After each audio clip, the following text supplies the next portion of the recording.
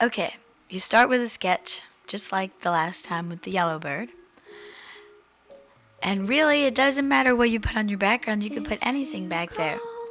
As long as you made a contrast between your bird and your background. That's what makes a good painting, is a contrast between the subject and the background.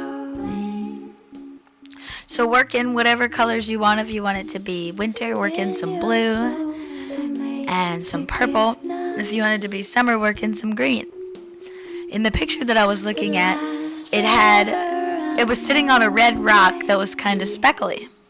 So I'm trying to make this reddish purple rock with speckles. I used salt and I used some flicking techniques. So you'll be able to do that pretty easy. I messed up right there.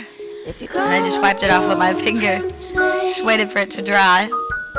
So I'm really just filling in the background, trying to make it look like the picture. Do some salt on that rock, let it dry. And when you brush it off, see how it's kind of speckly like a rock?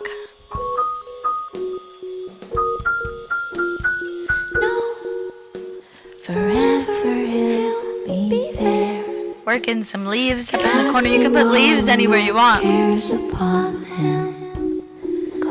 I'm just going around the edges, darkening it so you can see the bird really well. Then I use like a red and a blue purplish mixture to outline the grass down there and put in some shadows. Then I use an orangey red color to fill in the whole bird. And then I let that dry, and then I work on the extra details after that dries.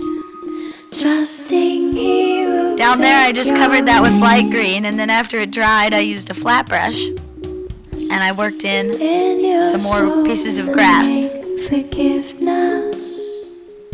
So you can outline the grass with the red and then use the green. Then I worked in a tree. See how I put it behind the bush that I had put up there? That makes it look kind of 3D. And then I worked in some lighter parts on one side of the branch. Now I'm speckling. I just used a brush and some black.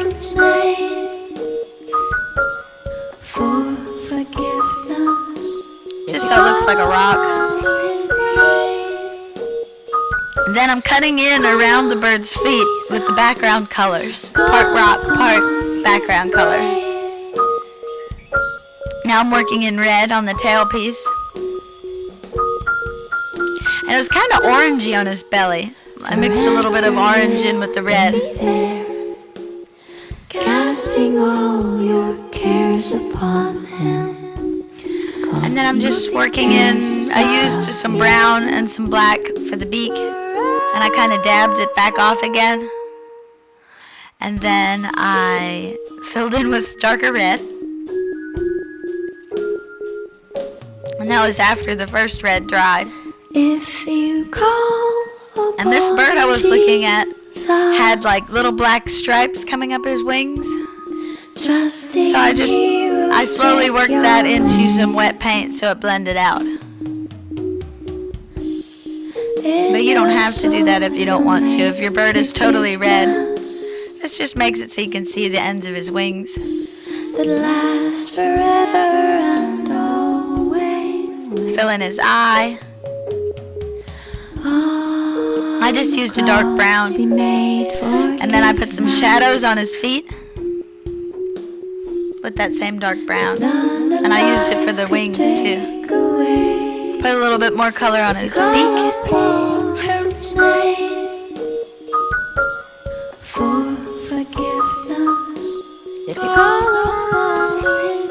And that was it.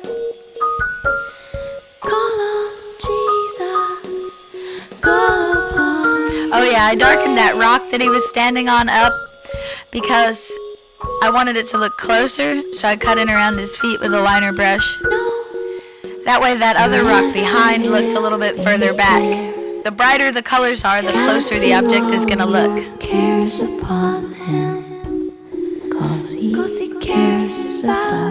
And there's your little red bird.